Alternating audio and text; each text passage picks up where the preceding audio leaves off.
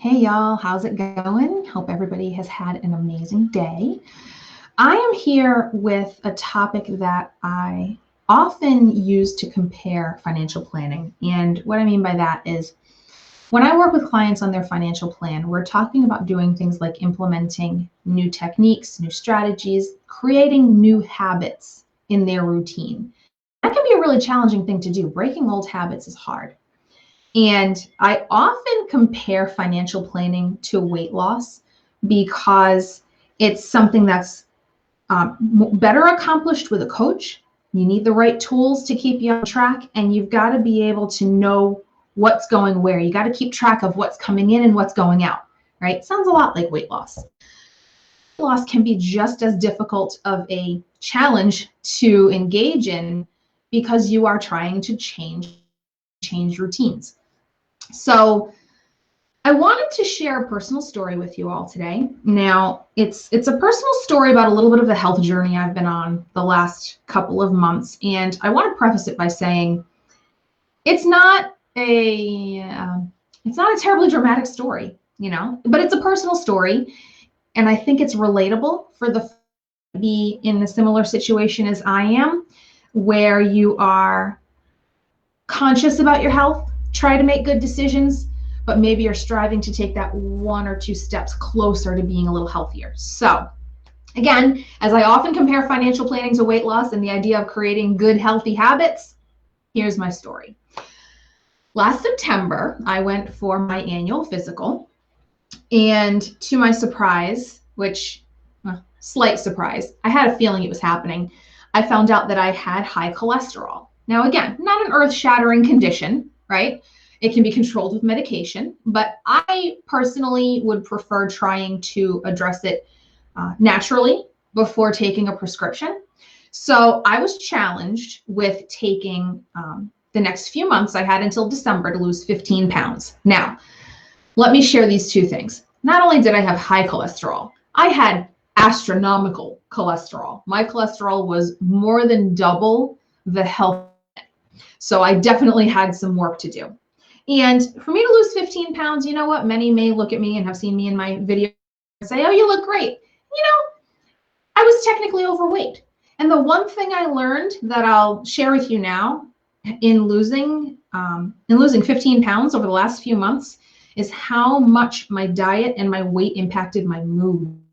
So talk about not only wanting to be healthier, I wanted to feel better, made a big difference. So what I want to share with you folks are three main things. I've tried losing weight before, and I'll share with you the ways it didn't work for me, okay? And I'm sure there's a lot of us out there that striving to lose that next 10 or 15 pounds just to get back down to a comfortable place, and it's challenging to do. So I'll tell you about the things that didn't work again for me. They didn't work for me.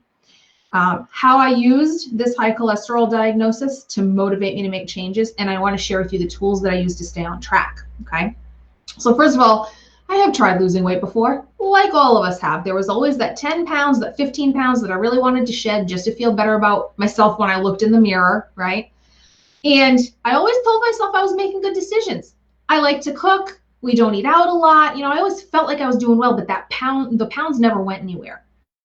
I tried shakes, I tried bars, I tried health coaches.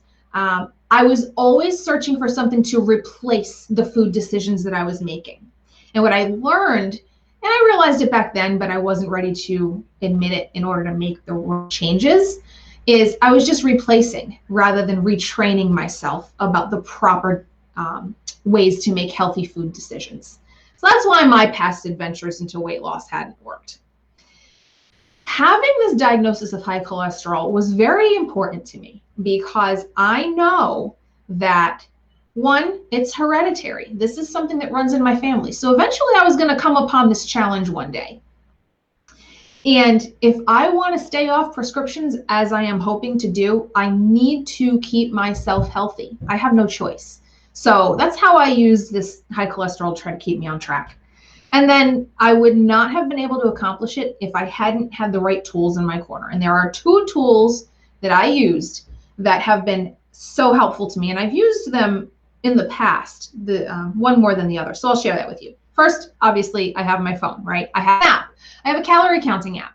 My calorie counting app is completely free. I do not pay for it. I use the version that just helps me set a goal, a weight loss goal. It tells me how many calories I should consume each day, and it breaks down the meals as I enter them. It's free to use, so I found that to be really helpful. But honestly, even more so than the app to track my calories, the best thing I bought, which $1 purchase at Ocean State Job Lot, was this. It's a food scale. It's a digital food scale. Because the most amazing thing that I learned in using this food scale is that when I am making myself a meal, the things that I thought were healthy portion sizes or appropriate portion sizes, I was completely wrong. A great example is, to have a healthy meal, maybe I would have a piece of fish, right? I really only need a 3-ounce piece of fish for a healthy meal to go along with my vegetables and my grains. A 3-ounce piece of fish is not terribly big. If you go to a restaurant, they're probably serving you a 6-ounce piece of fish. It's double what you need. So I had the tools that I needed to make sure I was making healthy decisions, not just in the types of food that I was eating, but in the quantities of food that I was eating. So again, why would a financial planner be on here talking about weight loss? Because there's a lot of similar topics when it comes to weight loss and financial planning. You need the right tools. A lot of people find it helpful to have a coach in their corner, and you're on a journey to change old habits, and that is never easy. So you need the proper support from the people in your life and from the tools that you have at your disposal.